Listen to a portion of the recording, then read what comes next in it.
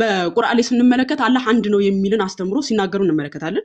ተውሂድ እስቲ ተውሂድ ሩቡቢያ የሚለውን በራሱ እንዴት ነው አላህን ነጥሎ አንድ ነጠላ ማንነት ያለው በምንነቱም በማንነቱም አንድ ነው የሚለውን አስተምሮ እስቲ ከቁርአን ራሱ እንመልከተው።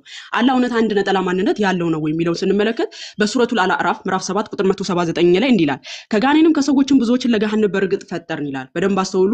ከጋኔንም ከሰዎችም ብዙዎችን ለምን ፈጠርን? ለገሃነም ፈጠርን። ፈጠርኩ አይደለም የሚለው ቅድም ስትናገር የሆነ ቃል ተናግራ ነበር። እኔ የሚል ካለ አንድ ነጠላ ማንነት ያለው ነው ብላለች። ትክክል። እኔ የሚል ካለ ብለሻል። ግን ወደ ስላሴ ስትመጪ እሱ ከምን አንፃር እንደሆነ አስረዳሻለሁ። እኔ የሚል ካለ አንድ ነጠላ ማንነት ያለው አካል ነው ስላለች እኛ የሚል እስከሆነ ከተባለ ብዝሃነት ያለው አካል ነው ማለት ነው። አላህን ስንመለከት ደግሞ ፈጠርኩ ሳይሆን እያለ ያለው ፈጠርን በማለት ከሱ ጋር ሌላ አካል እንዳለና ብዝሃነትን የሚያመለክት ቃላትን ሲናገር እንመለከታለን። ቢስሚላህ በአላህ ንግግር ይጀምራሉ ኢንሻአላህ ንግግሬን። አላህ Subhanahu Wa Ta'ala በቁርአኑ ላይ ምን ይላል? ቅዱስ ቁርአን በአማርኛ ومنهم من حقت عليه الضلاله الى الله سبحانه وتعالى فسيروا في الارض فانظروا كيف كان عاقبة المكذبين በየህዝቡም ሁሉ ውስጥ አላህን ተገዙ ጣዖትንም ራቁ በማለት መልእክተኛም በርግጥ ልከናል ይላል አላህ عز وجل። ሱረቱል ማኢዳ ምዕራፍ 5 ቁጥር 73 ላይ ደግሞ አላህ Subhanahu Wa Ta'ala ምን ይላል? لقد كفر الذين قالوا ان الله ثالث ثلاثه እነዚህ አላህ ኢየሱስ ሶስተኛ ነው ያሉ በርግጥም ካዱ ይላል አላህ عز وجل። ከዚህ ከሚሉት ነገር ባይከለከሉ እነዚያ የካዱትን አሳማሚ ቅጣትን ይነካቸዋል ይላል አላህ عز وجل። ሱረቱ ኒሳ ምዕራፍ 4 ላይ ደግሞ አላህ Subhanahu Wa Ta'ala ምን ይላል? ولا تقولوا ثلاثه ሶስት ነው አትበሉ انتهوا خيرا لكم ተከልከሉ ለእናንተ የተሻለ ይሆናል ይላል አላህ عز وجل። انما الله اله واحد አላህ Subhanahu Wa Ta'ala አንድ አምላክ ብቻ ነው ይላል ማለት ነው አላህ عز وجل። አሁንም ሱረቱል ሙእሚኑን አላህ Subhanahu Wa Ta'ala ምን ይለናል? وإن هذه أمتكم أمة واحدة وأنا ربكم فاتقون ይላል። ይህችን በአንድ አምላክ የማመን ህግጋት አንድ መንገድ ስትሆን ሃይማኖታችሁ ናት እኔም ጌታችሁ ነኝና ፍሩኝ ይላል አላህ Subhanahu Wa Ta'ala። አሁንም ሱረቱል በቀራ ላይ አላህ Subhanahu Wa Ta'ala ምን ይላል? وإلهكم إله واحد لا إله إلا هو الرحمن الرحيم ሰዎች ወይ አምላካችሁም አንድ አምላክ ብቻ ነው ከእርሱ ሌላ አምላክ የለም ይላል ማለት ነው አላህ عز وجل። እንደሆነ እናያለን ኢንሻአላህ። شرح ثلاثة الأصول لمحمد بن صالح العثيمين ላይ ምን ብሎ አስቀምጦታል? التوحيد لغة توحيد በቋንቋ ደረጃ ምን ማለት ነው የሚለው ስናይ مصدر واحد يوحد ማለት ነው አንድ ማለት ነው። ወይም ደግሞ አላህ Subhanahu Wa Ta'ala አንድ ማለት ነው أي جعل شيء واحدا وهذا لا يتحقق إلا بالنفي والإثبات ይላል። ወይም ደግሞ አንድ ነገር አንድ ማድረግ ነው። ይሄ ደግሞ لا يتحقق إلا بالنفي والإثبات ይሄ ደግሞ ሊጸድቅ የሚችለው በምንድግ ነው? አላህ ከአላህ ውጭ ያሉ ነገራቶችን ነፊ በማድረግ ውድቅ በማድረግ አላህ Subhanahu Wa Ta'ala ደግሞ አምላክነቱን ኢስባት በማድረግና በማረጋገጥ ነው ይላል። ኢስጢላህ ደረጃ ወይም እንደተናገረው المؤلف بقوله من ብሎታል التوحيد هو إفراد الله بالعبادة ተውሂድ ብሎ ማለት አላህን عز وجل ወይም አላህ Subhanahu Wa Ta'ala በአምልኮ ብቻውን ማድረግና መነጠል ነው ብሎ አስቀምጦታል። አያን ተዕቡድ الله وحده لا تشرك به شيئا አላህ Subhanahu Wa Ta'ala ብቻ ታጋራ ነው። لا تشرك به نبيا ولا مرسلا ነብይም ይሁን እንዲሁም መልእክተኛ በሱ ላይ ላታጋራ ነው። ولا ملكا مقربا መልአክም ይሁን የቅርብ መልአክ እንኳን ቢሆን ከሱ ጋር ላታጋራ ነው። ولا رئيسا ولا ملكا ولا احدا من الخلق አለቃ ለምን አይሆንም ንጉስ አይሆንም ከሱ ከአላህ ጋር ላታጋራ ነው ይላል። بل تفريده وحده بالعباده እሱም ብቻ በአምልኮ ልትነጥለው ነው። محبة وتعظيما ወጀህና አላህ Subhanahu Wa Ta'ala ያላክ ወረግበተ ወረህባ እስከሱ ቅጣት እየፈራህና ወረህባ እንዲሁም ደግሞ ጥሩን ነገር ጀነትን እየከጀልክ ብሎ ያስቀምጠዋል። With regard to the Sharia demo definition of Tawheed, it means believing in Allah alone as God in the Lord and attributing to Him alone all the attributes of Lordship and divinity. Allah Subhanahu Wa Ta'ala በአምላክነቱ እንዲሁም ደግሞ በጌትነቱ ብቻውን ማድረግ ነው። ተውሂድ በቁርአን ውስጥ ይገኛል ወይስ ናይ ብለን የሚለው ስናይ የምናገኛለን። ቁሉ አንድ ነው ይላል። ይሄ አንድ የሚለው ደግሞ አሐድ means that he is one in both his essence and his attributes በኤሰንሱ በህላዊው ይሁን በማንነቱ በሚሰራቸው ተግባራቶቹ በሙሉ አላህ Subhanahu Wa Ta'ala አንድ ነው። ሱረቱል አንቢያ ምዕራፍ 1 ቁጥር 108 ላይ አላህ Subhanahu Wa Ta'ala ምን ይላል? ቁል ኢነማ ዩሃ ኢለየ አነማ ኢላሁኩም ኢላሁን ዋሂድ በላቸው ይላል አላህ Subhanahu Wa Ta'ala። ያ ወደኔ የሚወርደው አምላካችሁ አንድ አምላክ ብቻ ነው ማለት ነው። فهل انتم مسلمون ታዲያ እናንተ ፍጹም ታዛዦች ናችሁን በላቸው ይላል አላህ عز وجل ማለት ነው። ሱረቱ ጣሃ ምዕራፍ 20 ቁጥር 14 ላይ ደግሞ ምን ይላል? ኢነኒ አነ አላሁ ላ ኢላሃ ኢላ አነ ፈዕቡድኒ ወአቂሚስ ሰላተ ሊዚክሪ እኔ አላህ ነኝ እኔ አላህ ነኝ እኔ አምላክ የለም ተገዛኝ ይላል ማን ነው? አላህ ዐዘ ወጀል። አሁንም ሱረቱ ነህል ምዕራፍ 22 ቁጥር 22 ላይ ምን ይላል? ኢላሁኩም ኢላሁን ዋሂድ፣ አምላካችሁ አንድ አምላክ ብቻ ነው ይላል አላህ ዐዘ ወጀል። እንግዲህ እስካሁን ተውሂድን ቁርአን ላይ እያየን ያለ ነው። ተውሂድ ዒባዳ ብለናል፣ በአምልኮ መነጠል ብለናል። ይህንን እያየን ነው ማለት ነው። እሺ አሁን እዚች ጋር ማየት እንችላለን። ወኢላሁኩም ሱረቱል በቀራ ቁጥር 163 ላይ ምን ይላል? ወኢላሁኩም ኢላሁን ዋሂድ ላኢላሃ ኢላ ሁወ አርረሕማኑ ረሒም፣ አምላካችሁ አንድ አምላክ ብቻ ነው ከእርሱ በቀር ሌላ አምላክ የለም ይላል ማን ነው? አላህ ዐዘ ወጀል። ኪታቡ ሱና የኢብኑ ተይሚያ ኪታብ ላይ ነው ይህንን የሚለው። ላ ሸኽሰ ገይረ ሚነላሂ ተዓላ ይላል፣ ከአላህ ውጪ ሌላ ምንም አይነት ነገር የለም ይላል። ሸኽስ የሚለው ምንድነው ካልን ፐርሰን ማለት ነው፣ ማንነት ማለት ነው። ከአላህ ውጪ ሌላ የሚመለክ ማንነት የለም ማለት ነው።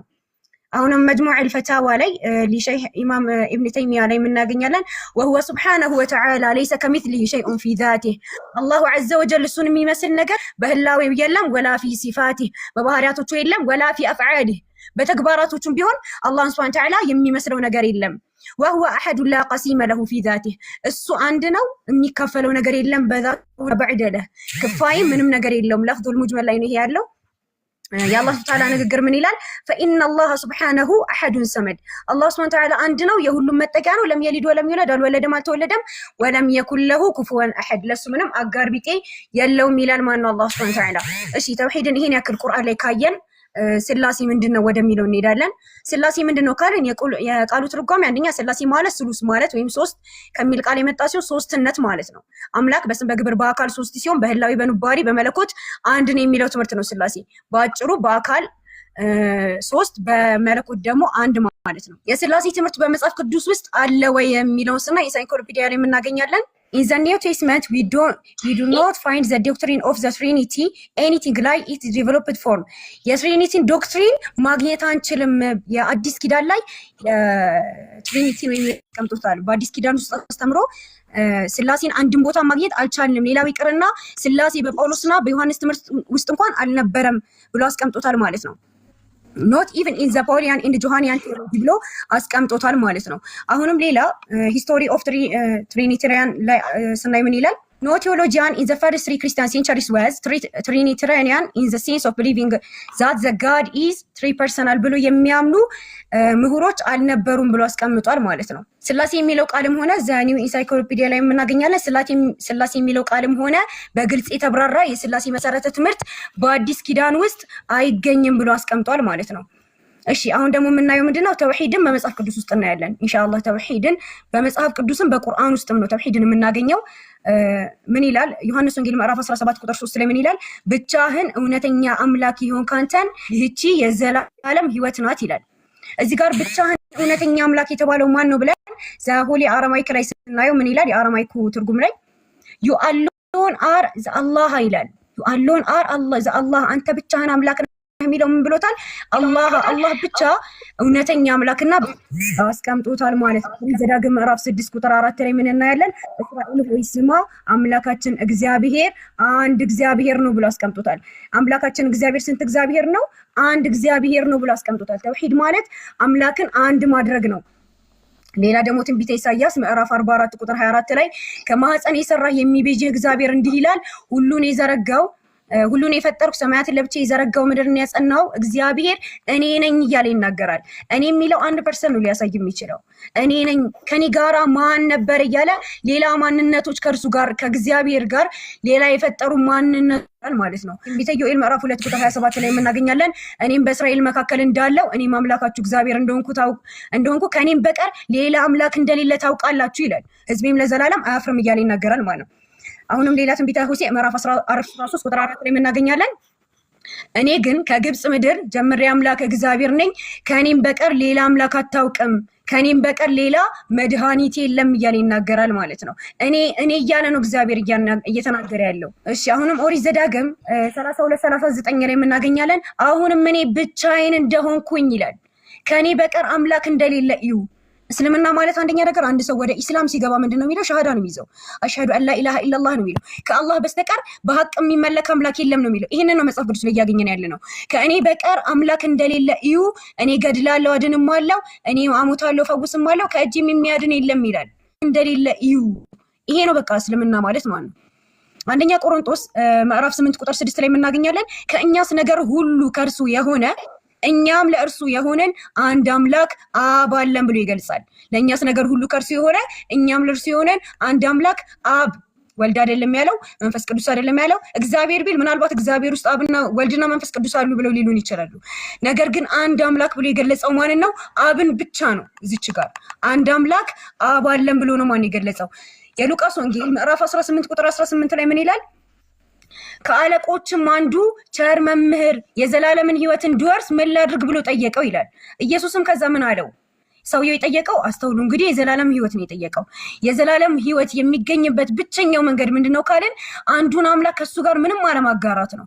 ለዛ ነው 19 ላይ ምን ይላል? ኢየሱስም ስለምን ቸር ትለኛለህ ይላል። ምክንያቱም ኢየሱስን እንኳን ቅድም ብለናል ተውሂድን ስንተረጉም ወላ ነብይ ሙርሰላ ብለናል። የተላከ ነብይም ቢሆን ከእግዚአብሔር ጋር ወይም ከአላህ ጋር አስጠግተን ካመለከን መቼም ቢሆን የዘላለምን ሕይወት አናገኝም። ለዛ ነው ኢየሱስ ቅድሚያ የተቆጣው፣ ቅድሚያ ያስጠነቀቀው፣ ኢየሱስ የገሰጸው። ለዛ ነው ሰውየው የዘላለምን ሕይወት እስከፈለገ ድረስ ቅድሚያ ኢየሱስን እንኳን ቢሆን ከአንዱ ከእግዚአብሔር ጋር ማስጠጋት ስለሌለበት ቅድሚያ ገሰጸው፣ ተቆጣው። ምን አለው? ስለምን ቸር ትለኛለህ? ከአንዱ ከእግዚአብሔር በቀር ቸር ማንም የለም፣ ሌላ ማንነት ከእግዚአብሔር በቀር የለም ብሎ ተናገረ ማለት ነው። አንደኛ ጢሞቴዎስ ምዕራፍ 2 ቁጥር 5 ላይ ደግሞ ምን ይላል? አንድ እግዚአብሔር አለና በእግዚአብሔርና በሰው መካከል ያለው መካከለኛው ደግሞ አንድ አለ፣ እሱ ማን ነው? እርሱም ሰው የሆነ ክርስቶስ ኢየሱስ ነው ይላል። ምን የሆነ? ሰው የሆነ ክርስቶስ ኢየሱስ ነው። ስንት እግዚአብሔር አለ?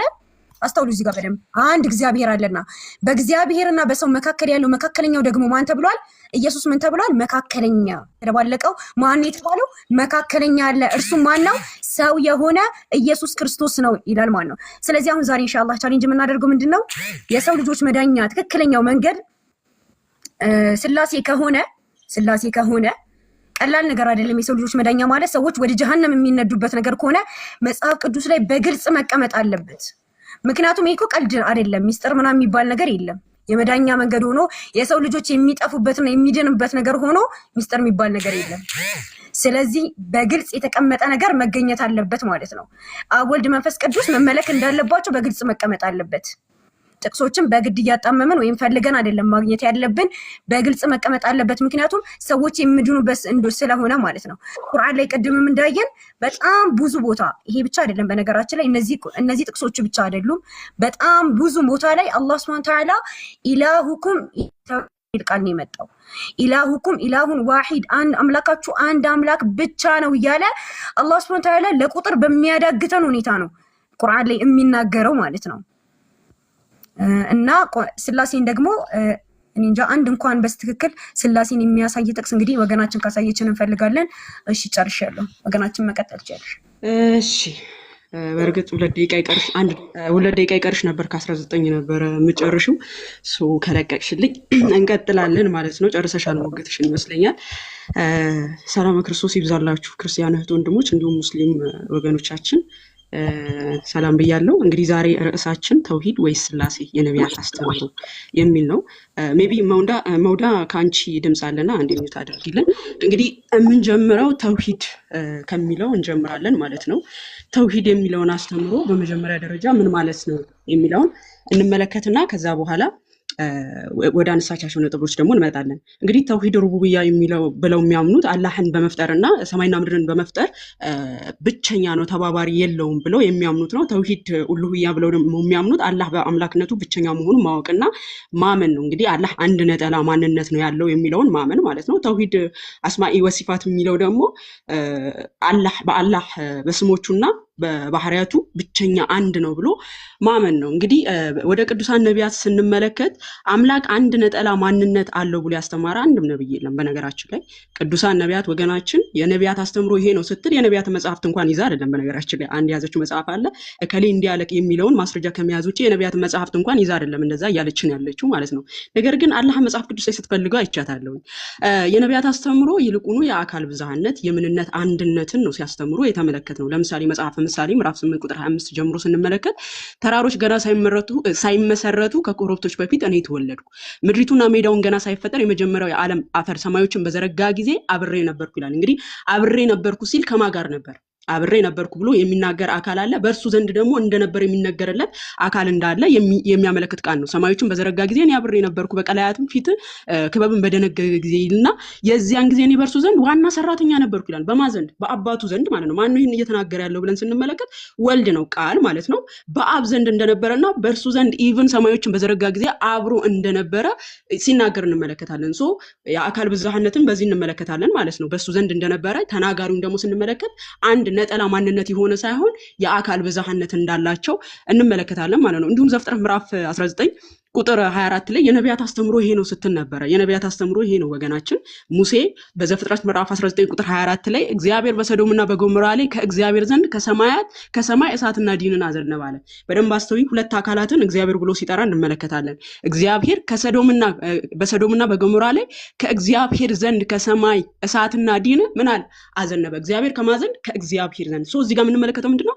ሁለት አካላት እግዚአብሔር እንደተባሉ እንመለከታለን ማለት ነው። ስለዚህ የነቢያት አስተምሮ የአካል ብዝሃነትን ማስተማር ነው ማለት ነው። አንድ ነጠላ ማንነት አለው ብሎ ያስተማረ አንድም ነብይ የለም። ያነሳቻቸውን ጥቅሶች በኋላ ላይ እንመጣለን፣ ሙግት ማፍረስ ላይ ማለት ነው።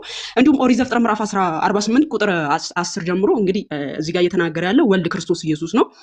ስለ እኔ ስለ ራሴ አድርገዋለሁ፣ ስሜ ተነቅፏልና ክብሬንም ለሌላ አልሰጥም እያለ ያዕቆብ የጠራሁም እስራኤሎች ስማኝ፣ እኔ ነኝ፣ እኔም ፊተኛ ነኝ፣ እኔም ኋለኛ ነኝ ይልና ቁጥር 16 ላይ ወደ እኔም ቅረቡ ይህንንም ስሙ፣ እኔ ከጥንት ጀምሮ በስውር አልተናገርኩም፣ ከሆነበት ዘመን ጀምሮ እኔ በዚያ ነበርኩ። አሁንም ይላል ጌታ እግዚአብሔርና አሁንም ጌታ እግዚአብሔር እና ብሎ ጌታ እግዚአብሔር የተባለ አካል አለ እና ተብሎ ደግሞ ሁለተኛ አካል ይጠራል። መንፈሱ ከዛስ ልኮኛል በማለት ሲናገር እንመለከታለን። ሁለት አካል ላኪ እንደሆኑና ልኮኛል ብሎ የሚናገር ደግሞ አካል እንዳለ ሶስተኛው አካል እንመለከታለን ማለት ነው። ይሄ ደግሞ ማን ነው የሚናገረው? ይሄው ቁጥር 12 ላይ እኔ ፊተኛ ነኝ እኔ ኋለኛ ነኝ እያለ የሚናገረው አካል ነው፣ ወልድ ነው ማለት ነው። እንግዲህ በቁርአን ላይ ስንመለከት አላህ አንድ ነው የሚልን አስተምሮ ሲናገሩ እንመለከታለን። ተውሂድ ተውሂድ ሩቡቢያ የሚለውን በራሱ እንዴት ነው አላህን ነጥሎ አንድ ነጠላ ማንነት ያለው በምንነቱም በማንነቱም አንድ ነው የሚለውን አስተምሮ እስቲ ከቁርአን ራሱ እንመልከተው። አላህ እውነት አንድ ነጠላ ማንነት ያለው ነው የሚለውን ስንመለከት በሱረቱል አዕራፍ ምዕራፍ 7 ቁጥር 179 ላይ እንዲህ ይላል፣ ከጋኔንም ከሰዎችም ብዙዎችን ለገሃነም በርግጥ ፈጠርን ይላል። በደንብ አስተውሉ። ከጋኔንም ከሰዎችም ብዙዎችን ለምን ፈጠርን? ለገሃነም ፈጠርን። ፈጠርኩ አይደለም የሚለው። ቅድም ስትናገር የሆነ ቃል ተናግራ ነበር። እኔ የሚል ካለ አንድ ነጠላ ማንነት ያለው ነው ብላለች። ትክክል። እኔ የሚል ካለ ብለሻል። ግን ወደ ስላሴ ስትመጪ እሱ ከምን አንፃር እንደሆነ አስረዳሻለሁ።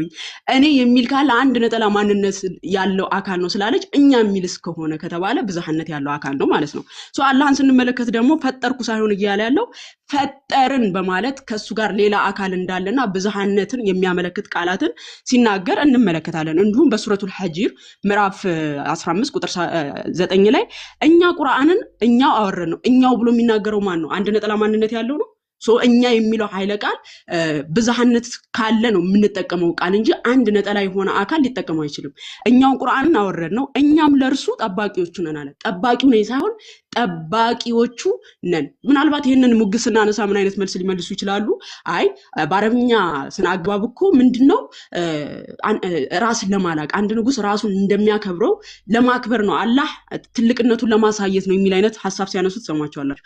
እንግዲህ ሙሐመድ አረብኛ ቋንቋን ይዞ አልመጣም። ከሙሐመድ በፊትም አረብኛ ቋንቋ አለ።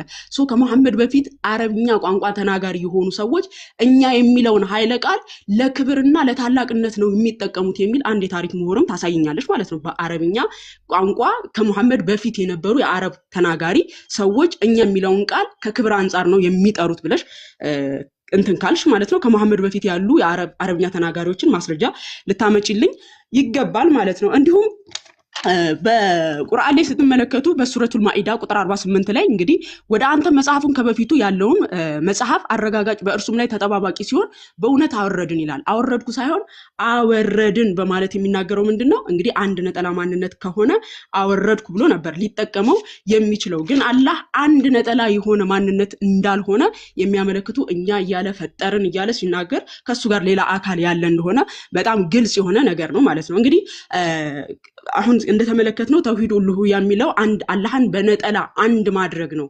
አንድ ነጠላ ማንነት በምንነቱም በማንነቱም አንድ ነጠላ ማንነት እንዳለው ማመን ነው የሚል የተውሂድ አስተምሮ ነው ያላቸው። ኦኬ አላህ በምንነቱም በማንነቱም አንድ ከሆነ ዘላለማዊ ነው እያላችሁ ያመናችሁ ነው ማለት ነው።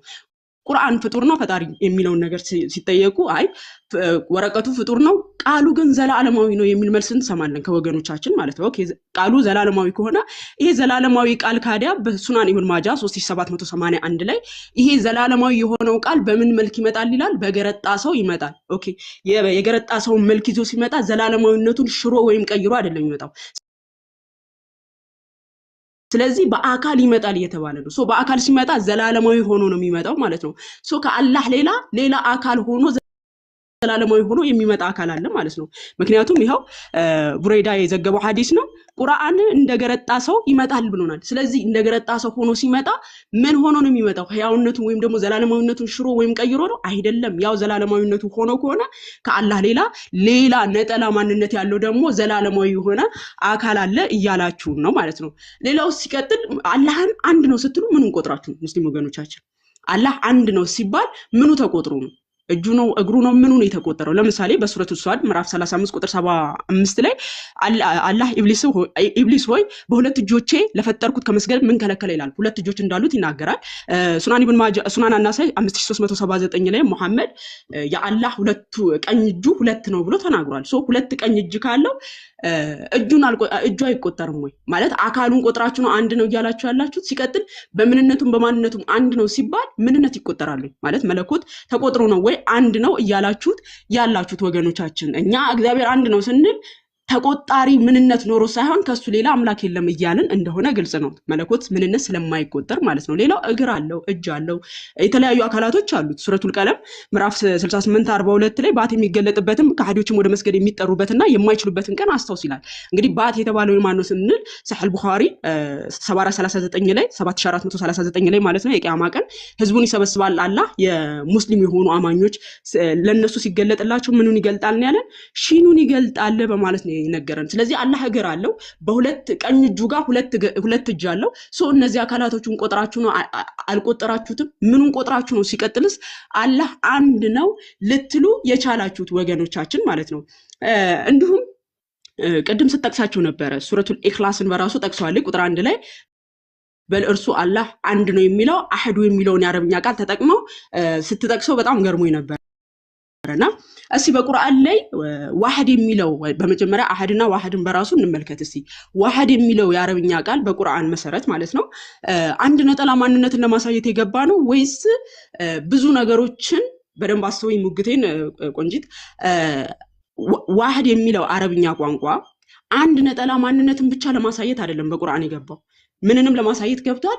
ብዙ ነገሮችንም በአንድ ለመጥቀስም ገብቷል። ለምሳሌ በሱረቱ ኒሳ የሴቶች ምዕራፍ ቁጥር 102 ላይ እንዲላል በውስጣቸውም በሆንክና ሶላትን ለነርሱ ባስገደድካቸው ጊዜ ከነሱ አንዲት ጭፍራ ካንተ ጋር ትቁም፣ መሳሪያዎቻቸው የያዙ በግንባራቸው በተደፉ ጊዜ ከስተኋላቸው ይሁኑ፣ እነዚህ ይሄዱና ያልሰገዱ ሌሎች ጭፍሮች ይምጡ፣ ከእናንተም ጋር ይስገዱ፣ ጥንቃቄዎቻቸውን እና መሳሪያዎቻቸውንም ያዙ፣ እነዚህ የካዱ ከመሳሪያዎቻቸው ከጉዞቻቸው ብትዘነጉ እናንተ ላይ አንዲትን መዘንበልን እንግዲህ መይለተን ዋሂዳ የሚለው ማለት ነው። ምናልባት አረብኛው ከተሳሳተ ታርምኛለሽ ቆንጂት።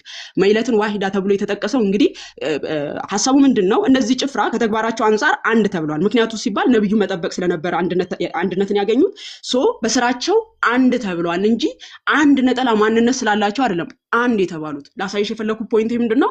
ዋህድ የሚለው የአረብኛ ቃል አንድ ነጠላ ማንነትን ብቻ ለማሳየት ሳይሆን ቁርአን ላይ የገባው አላህ አንድ ነው የሚል አብዛኛው ጊዜ መፈክራችሁ ስለሆነ አንድ ነጠላ ማንነትን ብቻ ለማሳየት ሳይሆን የገባው ብዙ ነገሮችን ብዙ አካላቶችን በአንድ ለመጠቅለልም የገባ የአረብኛ ቃል ነው ማለት ነው። እንዲሁም በሱረቱል በቀራ የላሚቷ ምዕራፍ ማለት ነው ቁጥር 213ኛው አያ ላይ እንዲላል ሰዎች ሁሉ አንድ ህዝብ ነበሩ፣ ተለያዩ፣ አላህም ነቢያትን አብሳሪዎችና አስፈራሪዎች አድርጎ ላከ ይላል። አሁን እዚህ ጋር ሐሳቡ ምንድነው? ሰዎች ሁሉ አንድ ህዝብ ነበሩ ሲል አንድነታቸውን ለመግለጽ የተጠቀመው ቃል ዋሂደተን የሚለው ነው። ሶ እነሱን አንድ አድርጎ ለመግለጽ ነው ዋሂደተን የሚለውን የአረብኛ ቃል የተጠቀመው እንጂ እነሱ አንድ ነጠላ ማንነት ስላላቸው አይደለም። ብዙ ነገሮችን በአንድነት ለመጥቀስ ምንን ተጠቅሟል? ዋሂደ የሚለውን የአረብኛ ቃል ሲጠቀም እንመለከታለን ማለት ነው። ኡመተን ዋሂደተን የሚለውን ማለት ነው። ሶ ይሄ ዋሂድ የሚለው የአረብኛ ቃል አንድ ነጠላ ማንነትን ብቻ ለማሳየት የገባ አይደለም ማለት ነው። እንዲሁም በሱረቱል በቀራ አሐድ የሚለውን የአረብኛ ቃልም አብዛኛው ጊዜ ሲጠቅሱት እንመለከታለን። አሐድ የሚለው አንድ ነጠላ ማንነትን ለማሳየት ነው ብለው ሲጠቅሱት እህታችንም ቅድም ስትጠቅሰው የሚነበረው ይሄንን ነበር። ባይዘው ወይ ሱረቱል ኢክላስ ላይ ያለው ማለት ነው። አይደለም አሐድ የሚለው የአረብኛ ቃል ብቸኛ ነጠላ የሆነ ነገር ለማሳየት ሳይሆን ከብዙ ጀማዓ ካሉ ከነዛ ጀማዓዎች ውስጥ ነጥሎ አንዱ ነው ለማለት የምንጠቀመው የአረብኛ ቃል ነው፣ እንደ ቁርአኑ አገባብ ማለት ነው። ለምሳሌ በሱረቱል በቀራ 285ኛው አያ ላይ እንዲህ ይላል፣ መልእክተኛም ከጌታ ወደ እርሱ በተወረደው አመነ፣ ምእመናኖቹም እንደዚሁ ሁሉም በአላህ በመላእክቱም በመጽሐፍቱም በመልእክተኞቹ ብሎ ደግሞ በአንድ መካከል አንለይም ይላል። አሁን እዚህ ጋር ሐሳቡ ምንድነው? በአንድ መካከል አንለይም ሲል ያ ማለት ምንድነው? ከተወረዱት ወይም ደግሞ ከተወረዱት መጽሐፍና ከተላኩት ነቢያት ውስጥ አንዱንም አንለይም እያለ ነው። አንዱንም የሚለውን ቃል ምን ብሎ ነው የተጠቀመው ከተባለ በይነ አህዲን የሚለውን የአረብኛ ቃል የተጠቀመው እንጂ አንድ ነጠላ ማንነትን ለማሳየት የገባ ቃል አይደለም። አሐድ የሚለው የአረብኛ ቃል በደንብ አስተውይ እህት፣ አሐድ የሚለው ቃል አንድ ነጠላ ማንነትን ለማሳየት የገባ ሳይሆን ከብዙ ጀማዓዎች ውስጥ አንዱን ነጥሎ ለማሳየት የገባ ቃል ነው። ለምሳሌ በሱረቱ ኒሳ ቁጥር 43 ላይ ሱረቱ የሴቶች ምዕራፍ ማለት ነው ቁጥር 43 ላይ እናንተ ያመናችሁ ሆይ እናንተ የሰከራችሁ ሆናችሁ የምትሉትን ነገር እስከምታውቁ የረከሳችሁ ስትሆኑ መንገድን አላፊዎች ካልሆናችሁ በስተቀር አካላችሁን እስከምትታጠቡ ድረስ ስግደትን አትቅረቡ። በሽተኞች ወይም በጉዞ ላይ ብትሆኑ ወይንም ከእናንተ አንዱ ከአይነ ምድር ቢመጣ አንዱ ከአይነ ምድር ቢመጣ አሐዱ ሚንኩም የሚለው ማለት ነው። ሚንኩም የሚለው ቃል ከእናንተ አንዱ ሲል ከአይነ ምድር ቢመጣ ሲል ምንድነው? ከእናንተ ከአማኞች ውስጥ አንዱ እያለ ነው። ነጥሎ ከአማኞች ውስጥ አንዱ የሚለውን ቃል ሲጠቅሰው የምንመለከተው እንጂ አንድ ነጠላ ማንነት እያለ እየለየ አይደለም። ከብዙ ጀማዓዎች ውስጥ አንዱን ለመነጠል የሚጠቀመው ቃል ነው ማለት ነው። ሱረቱል ኢክላስ ላይ ቁጥር 1 ላይ እርሱ አላህ አንድ ነው የሚለውን አሐድ የሚለው የአረብኛ ቃል የተጠቀመው። አሐድ የሚለው ከምን አንጻር ይገባ ነው ብዬሻለሁ። አሁን ከብዙ ነገሮች አንዱን ነጥሎ ለማሳየት የምንጠቀምበት። ለምሳሌ ገስት ላይ ብዙ ሰዎች ልንቀመጥ እንችላለን። ማማይን ነጥለሽ ከነዛ ከጀማዓዎች ውስጥ ማማይን ለይተሽ ለመጠቀም ስትሞክሪ እኔን በዛ ቃል ተጠቀምኛለሽ።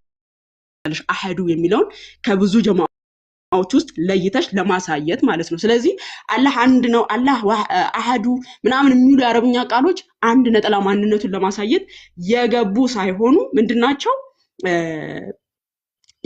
እንትን ለማለት ብቸኛ ነጠላ የሆነ ማንነቱን ለማሳየት ሳይሆን የገባው ለምንድን ነው? ከብዙ ነገሮች አንዱን ነጥሎ ለማሳየት። ዋህድ የሚለውም ቅድም እንዳልኩሽ የገባበት በቁርአኑ ላይ የገባው እንትን ብዙ ነገሮችን በአንድ ለመግለጽ እንጂ አንድ ነጠላ ማንነትን ብቻ ለማሳየት የገባ አይደለም ማለት ነው። ስለዚህ አብዛኛው ጊዜ በቁርአን ላይ አላህ አንድ ነው የሚሉትን የቁርአን አያዎች ስንመለከታቸው አሐድ የሚለውን ቃል ነው ሲጠቀም እንመለከተው። በዛ መሰረት ደግሞ አላህ ከብዙ ነገሮች እየተለየ አንዱ እየተባለ ነው። በሱ ዘንድ ሌሎች አካሎች እንዳሉና ከዛ ደግሞ ከነሱ ውስጥ ተለይቶ እየተነገረለት እንደሆነ ግልጽ ነው። ስላሴ በመጽሐፍ ቅዱስ እንግዲህ በጣም ፍንትው ባለ ቅድም ስታመጣቸው የነበረችው ሲጀመር ክርስቲያኑ ምን ይሆኑ እንኳን የማይታወቁ ስላሴ ዶክትሪን መጽሐፍ ቅዱስ ላይ ሐሳቡ የለም የሚባል ነገር የለም። ይሄ በአባቶቻችን እሙን የሆነ ትምህርት ነው። በመጽሐፍ ቅዱስ ግልጽ የሆነ ትምህርት ነው። እንግዲህ አምላካችን እግዚአብሔር ኦሪት ዘፍጥረት ምዕራፍ 1 ቁጥር 26 ላይም ሲናገር እግዚአብሔር ማለት ሰውን በመልካችን እንደምሳሌያችን እንፍጠር፣ የባህር ዓሣዎችን፣ የሰማይ ወፎችን፣ እንስሳትን፣ ምድርን ሁሉ በምድር ላይ የሚንቀሳቀሱት ሁሉ ይግዙ ይላል። እንግዲህ እግዚአብሔር አምላክ እንፍጠር በማለት የሚናገረው ማን ነው? ይሄ መጽሐፈ ቀሌምንጦስ ምዕራፍ 1 ቁጥር 33 ላይም እግዚአብሔር አብና ወልድን እንፍጠር አላቸው ብሎ ያስቀምጠዋል ማለት ነው። ስለዚህ አብና ወልድ አብረው ስላሉ ነው እንፍጠር የሚለውን ቃል የሚጠቀመው ማለት ነው። እንዲሁም ኦሪት ዘፍጥረት ምዕራፍ 11 ቁጥር 7 ላይ ኑ እንውረድ አንዱ የአንዱን ነገር እንዳይሰማ ቋንቋቸውን በዚያ እንደባልቀው ይላል። ኑ እንውረድ ተብለው የተጠሩ አካሎች አሉ። ኑ የሚለው አካል ደግሞ ሌላ አካል አለ። ብዝሃነትን ነው ነቢያት ሁሉ የሰበኩን ማለት ነው። እንዲሁም ኦሪት ዘፍጥረት ምዕራፍ 3 ቁጥር 22 ላይ እግዚአብሔር አምላክም ማለት ነው አዳም መልካሙና ክፉን ለማወቅ ከእኛ እንደ አንዱ ሆነ ይላል። ከእኛ ብሎ ከእኔ ሳይሆን ከእኛ በማለት ብዝሃነቱን ሲያሳየን ነው የምንመለከተው። እግዚአብሔር አምላክ በግልጽ ግን ስላሴ በልጁ በኩል የተገለጠልን ነው ማለትም ነቢያትም አስተምሮታል። በግልጽ ግን ዮሐንስ ወንጌል 1:18 ላይ እንደተነገረው እግዚአብሔር ማንስ እንኳን ያየው የለም በአባቱ እቅፍ ያለው እርሱ አንድ ልጁ መጥቶ ተረከው እንደተባለው በልጁ ነው በግልጽ የተተረከልን ማለት ነው። በነቢያትም አስተምሮ ግልጽ የሆነ ነው። ቅድም እንዳልኩት ኦሪት ዘፍጥረት ምዕራፍ 19 ቁጥር 24 ላይ እግዚአብሔርን በሰዶምና በገሞራ ላይ ከእግዚአብሔር ዘንድ ምን አለ?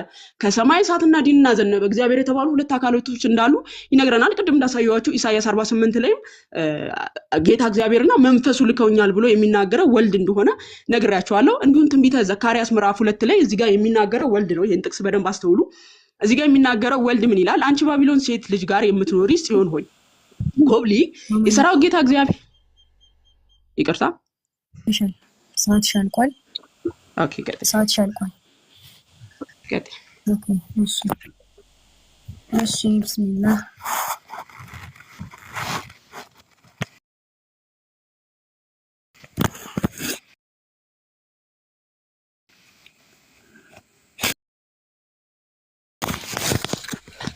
እሺ ቢስሚላህ الرحمن الرحيم አሁን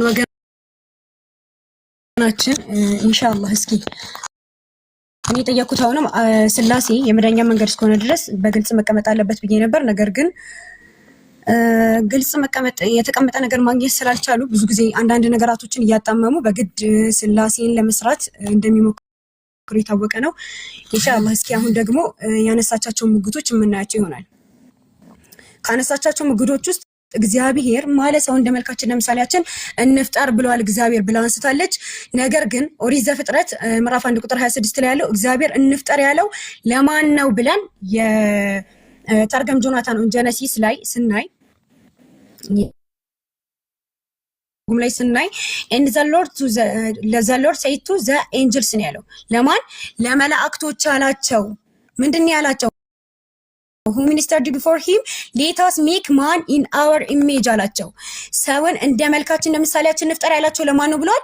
ለመላእክቶች ነው። የመጽሐፈ ኩፋሌን ማየት እንችላለን። እግዚአብሔር ለኛ እንዲህ አለን፣ እንደርሱ ያለ ረዳትን እንፍጠርለታለን እንጂ አዳምችን ይኖር ዘንድ አግባብ አይደለም አለ ፈጣሪያችን እያሉ የሚናገሩት ማን ናቸው? መላእክቶች ናቸው። ሰውን እንደ ምሳሌያችን እንፍጠርለት ረዳት እንፍጠርለት እያለ ሲናገር የነበረው ማን ነው ማለት ነው? ለመላእክቶች ናቸው። ማን ነው እዚህ ጋር የተጠቀሰው? ሌላ ደግሞ ምን የሚል ሐሳብ አንስታለች? መጽሐፈ ቀለሜንጦስ ላይ እንፍጠር ያለው አብ ወልድና መንፈስ ቅዱስ ነው ተብሎ ተነግሯል ብላለች።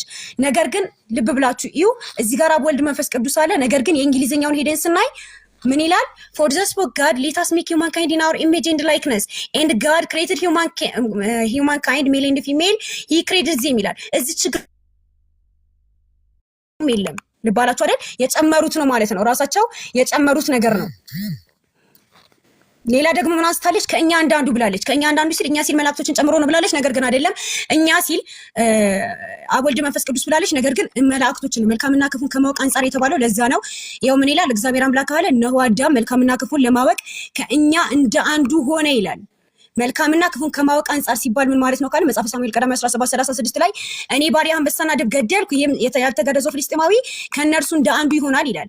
ምን ማለት ነው? ከነርሱ እንደ አንዱ ሲል ድብ ይሆናል አንበሳ ይሆናል ሳይሆን እንደነሱ ይሆናል ሲባል ከመገደል አንፃር ነው። መልካምና ክፉን ከማወቅ አንፃር ነው የተባሉት። ይሄንን ለማወቅ ዘፍጥረት 3:5 ላይ ስንሄድ ምን ይላል? መልካምና ክፉን የምታውቁ እንድትሆኑ እግዚአብሔር ስለሚያውቅ እንጂ ይላል። እዚህ ጋር እግዚአብሔር ብለው ያስቀመጡትን ቃል ግሪኩ ላይ ስናይ አማልክትን የተቀመጠው አማልክት ማለት ደግሞ ማናቸው ብላይ ስናይ ጀነሲስ 3:5 ኪንግ ጄምስ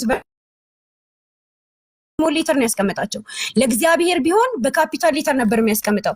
ይሄው ሌላ ማየት እንችላለን። የአሜሪካን ባይብል ካቶሊክ ፐብሊክ ዶሜን ቨርዥን ማየት እንችላለን። እንዲሁም ደግሞ ግሪኩን ማየት እንችላለን።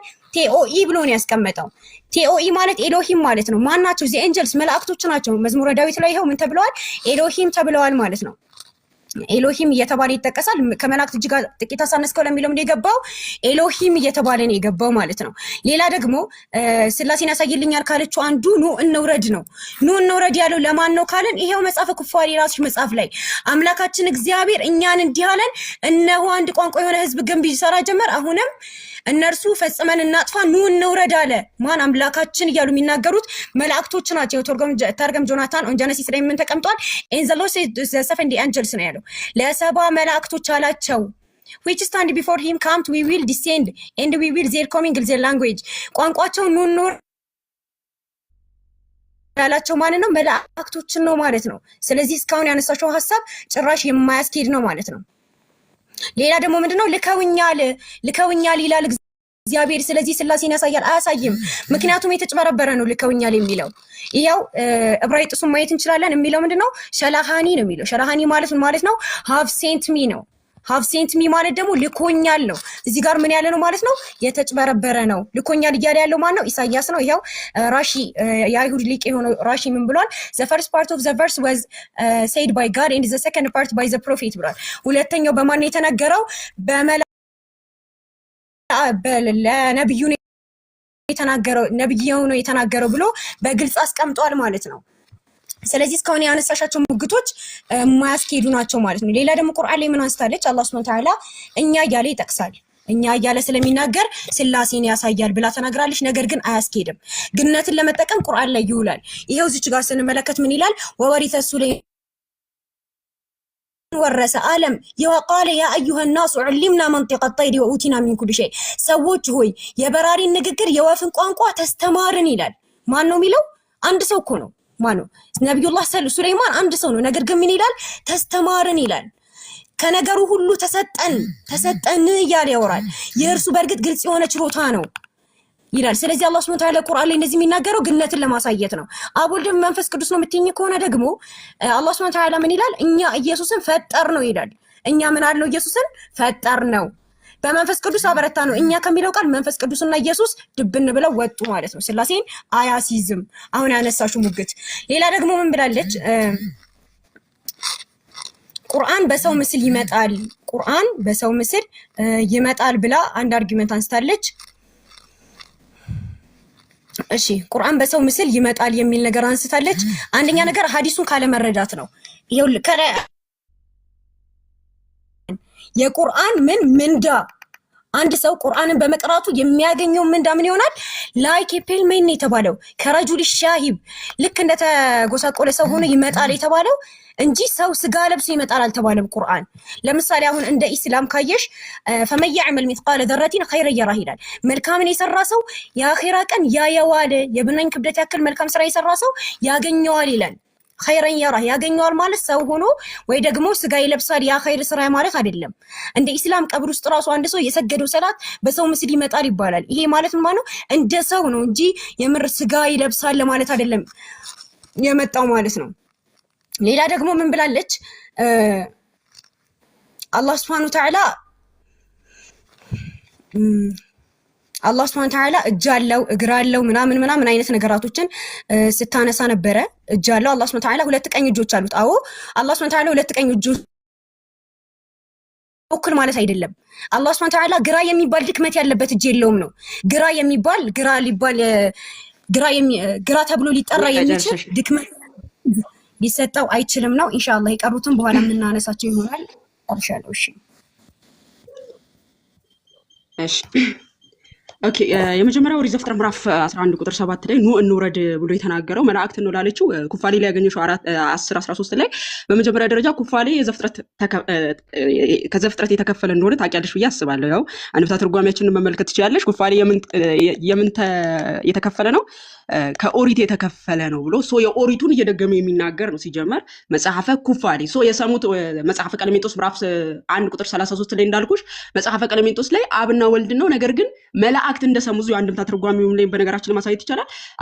መላእክት እንደሰሙ እንጂ እነሱ እንፍጠር የተባሉት ወይም ደግሞ ኑ እንሂድ የተባሉት እነሱ አይደሉም፣ እንደሰሙ የሚያሳይ ነው ማለት ነው። ሌላው እንግዲህ በብሉይ ኪዳን ስላሴ የሚባል የለም ብላለች። ተውሂድ ሲጀመር ቁርአናዊ እንዳልሆነ በግልጽ አይተናል። ምክንያቱም አላህ አንድ ነው የሚል ነጠላ ማንነቱን የሚያሳይ አንድም ጥቅስ አልተመለከትንም። ለምን ከተባለ ስለሌለ አንድም ጥቅስ ልንመለከት አልቻልንም። ራሳቸው አላህን ወደ አንድነት ማምጣት አለብን ብለው ራሳቸው ከፋፍለው ያመጡት እንጂ አላህ በነጠላ ማንነቱ በምንነቱም በማንነቱም አንድ ነው የሚል ጥቅስ እንደውም የለም። እንደምታዩት ማለት ነው። አሐድ የሚለው ከምን አንፃር የገባ ነው ብያችኋለሁ። ዋሐድ የሚለው ከምን አንፃር የገባ ነው ብያችኋለሁ። አንድ ነጠላ ማንነትን ለማሳየት የገባ አይደለም፣ ለአላህም ሲሆን ማለት ነው። እንግዲህ አሁን ማሳያችሁ ምንድነው ከብሉይ ኪዳን ራሱ ሳንወጣ የመንፈስ ቅዱስን አምላክነት የወልድን አምላክነት የአብን አምላክነት ራሳቸው ያምናሉ። እሱን እናሳይና ደግሞ እነዚህ ሶስት አካላት ደግሞ ምንድናቸው የሚለውን እናሳያለን። እንግዲህ መንፈስ ቅዱስ አምላክ ነው እኔ ማለት የሚችል ማንነት ያለው አካል ነው። መጽሐፈ ኢዮብ ምዕራፍ 33 ቁጥር መጽሐፈ ኢዮብ ምዕራፍ 33 ቁጥር 4 ላይ የእግዚአብሔር መንፈስ ፈጠረኝ ሁሉን የሚችል የአምላክ እስትንፋስ ህይወትን ሰጠኝ ይላል። እንግዲህ የእግዚአብሔር መንፈስ ምን አለኝ? ፈጠረኝ ብሎ መፍጠር የሚችል አካላዊ ማንነት እንዳለው ከአብ የተለየ ደግሞ በአካል የሚለይ እንደሆነ የእግዚአብሔር ተብሎ መንፈስ ተብሏል። ኦኬ የእግዚአብሔር መንፈስ ምን አለኝ?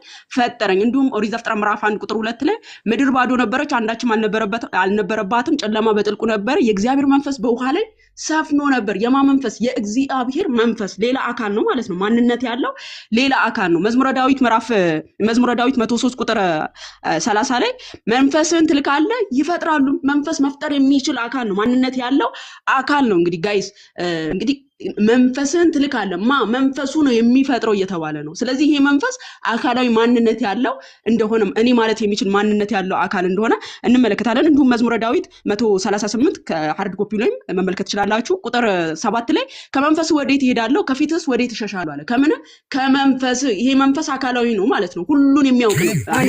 አንደኛ ቆሮንቶስ ምዕራፍ 2 ቁጥር 10 ላይ እንደተናገረው መንፈስ ሚውት አድርጊ አንዴ ላይ ሊዘጋ ነው። አንዴ ታብ ምናምን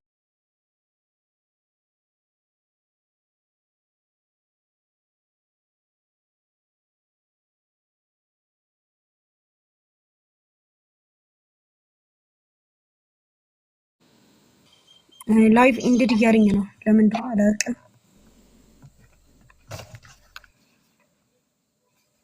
አንቺ ጋር እያለሽ ነው?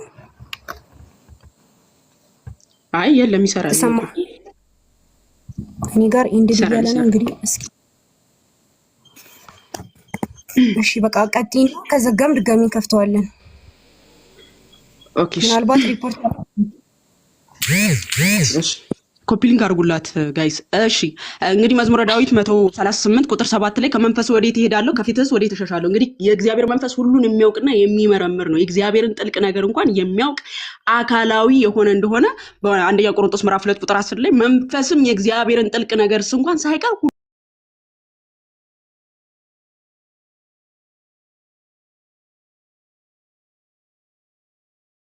በዮሐንስ ወንጌል ምዕራፍ 15 ቁጥር 26 ላይ አካላዊ እንደሆነ ሲነግረን ዳሩ ግን አለ እኔ ከአብ ዘንድ የምልክላችሁ አጽናኝ የሚላክም ነው ጋይስ። መንፈሱ የሚላክ አካላዊ የሆነ ነው። ኦኬ እኔ ማለት የሚችል ነው። ዳሩ ግን እኔ ከአብ ዘንድ የምልክላችሁ አጽናኝ እርሱም ከአብ የሚወጣ የእውነት መንፈስ በመጣ ጊዜ እርሱ ስለ እኔ ምን ይላል ይመሰክራል።